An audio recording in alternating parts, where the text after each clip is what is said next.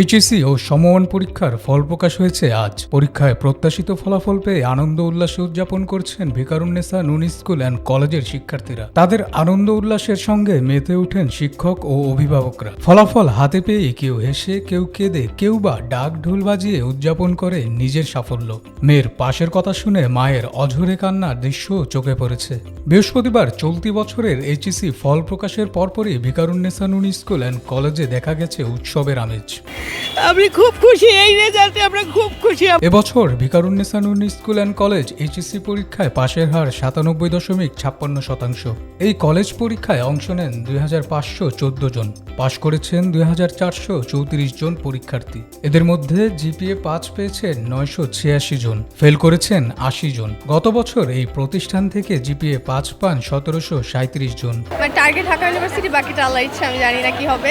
আলহামদুলিল্লাহ, আল্লাহর কাছে অনেক বেশি শুকরিয়া যে যেই নাম্বারটা চেয়েছি সেভাবে আশানুরূপ রেজাল্ট করতে পেরেছি। আমি সেটাই পেয়েছি, যেহেতু আমি কনফিডেন্ট ছিলাম। এবছর দেশের 9টি সাধারণ, কারিগরি ও মাদ্রাসা বোর্ড সহ মোট 11টি শিক্ষা বোর্ডে গড় পাশের হার 58.87%। গত বছর পাশের হার ছিল 77.78%। সেই হিসাবে এবার পাশের হার কমেছে 18.95%। এবার সারা দেশে জিপিএ 5 পেয়েছেন 69,097 জন। গত বছর অর্থাৎ 2024 সালে জিপিএ 5 পেয়েছিলেন 1,45,911 জন।